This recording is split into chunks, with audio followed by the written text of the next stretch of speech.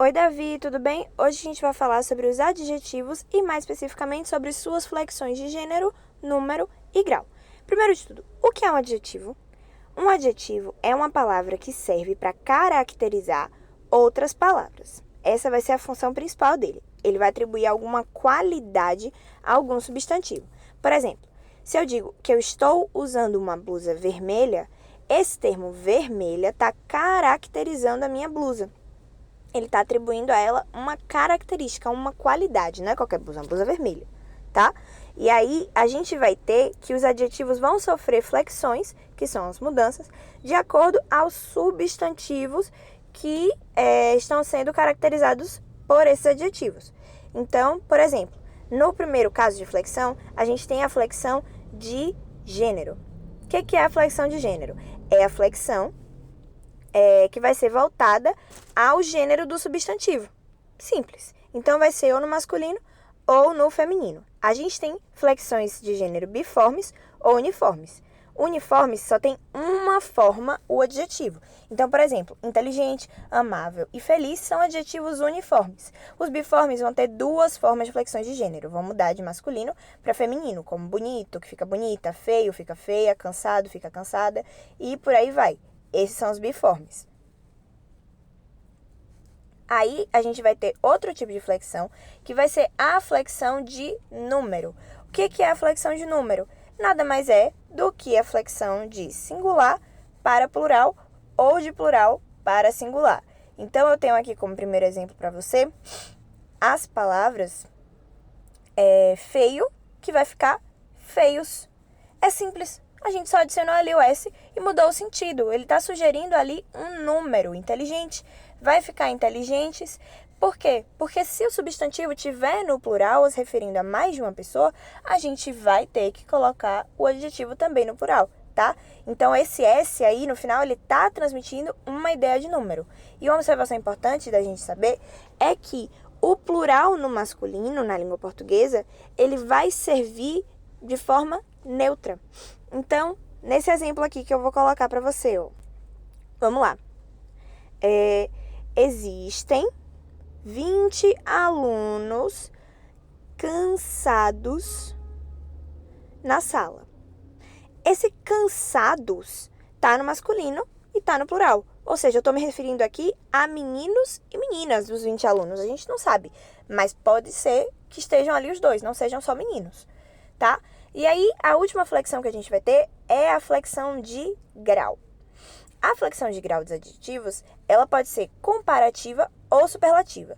Quando está no comparativo, ela vai funcionar da seguinte forma. Vou explicar aqui para você.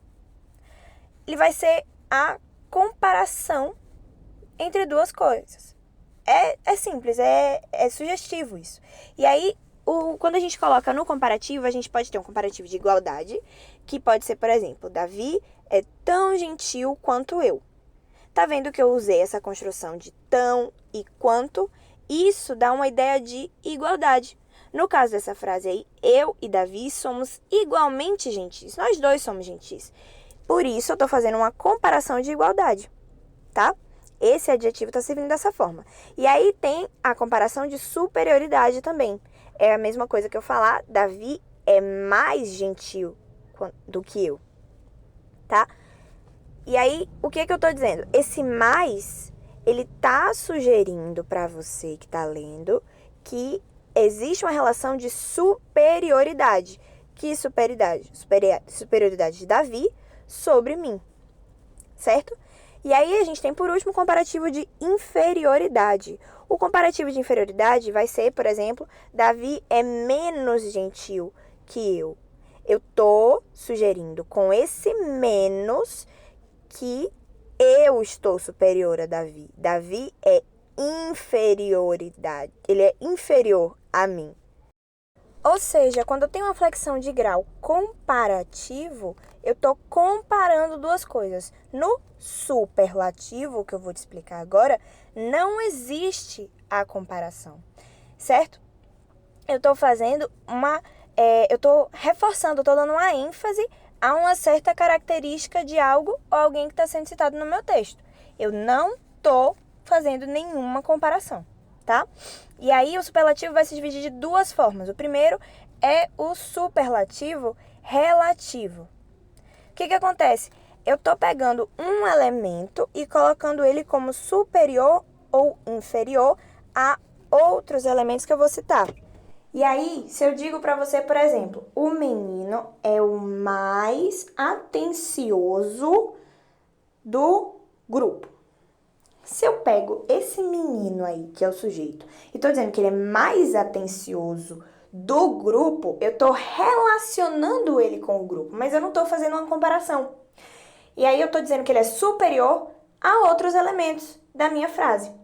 Outro modo de superlativo é o superlativo absoluto. Nesse caso aqui, não vai existir nenhuma relação com algum outro elemento.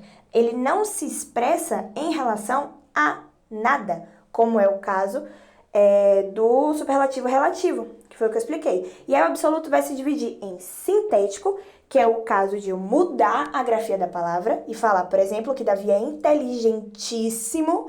Esse sufixo íssimo que eu coloquei tá dando uma ideia de que Davi é muito inteligente. Eu estou mudando a escrita da palavra e não estou expressando essa inteligência de Davi em relação a nenhum outro fator. O absoluto analítico, ele vai ter a mesma ideia do sintético, só que não vai ter mudança na grafia da palavra. Eu vou botar muito ou pouco. E aí, nesse caso, Davi é muito inteligente. Não muda nada da escrita. Por outro lado, eu preciso acrescentar um muito ou um pouco para poder mudar o sentido desse adjetivo que eu estou usando. E aí, Davi, no mais é isso. Essa foi a nossa aula. Eu vou te mandar esse documento aqui, a foto dele.